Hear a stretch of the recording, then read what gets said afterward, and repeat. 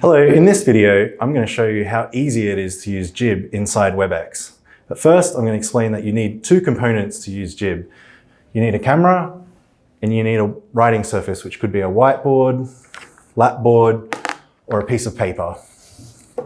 So inside my WebEx meeting, I'm going to open the apps menu and open JIBB.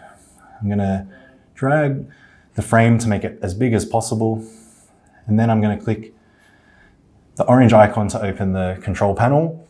Inside the control panel, I'm going to use these drop downs to select my surface, which will be whiteboard, my input, which will be webcam, and then I'm going to select my external Cisco webcam here, and then I'm going to turn the camera preview on.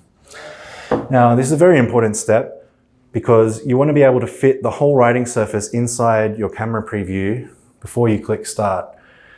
Now that I can see it's all there, I can click start, or I can use manual surface detection to choose the area I'm planning to write on. This is a really handy feature for large whiteboards that you only want to write on a particular area of. So now that I've got the selection I want, I'm ready to click start.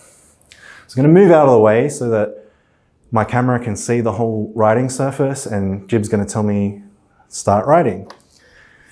Now, to explain how JIBB works, at the moment I can start drawing, and JIBB's AI will detect writing, and it will also know to avoid objects such as people, my eraser, or anything else. So you can move in front of your surface and JIBB will remember where your writing is.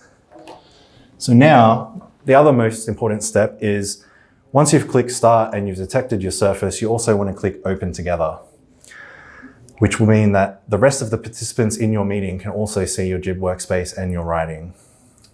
JIBB has some other really exciting features coming out soon, which include multi-collaboration mode, which will allow you to invite others to share writing inside your workspace side by side.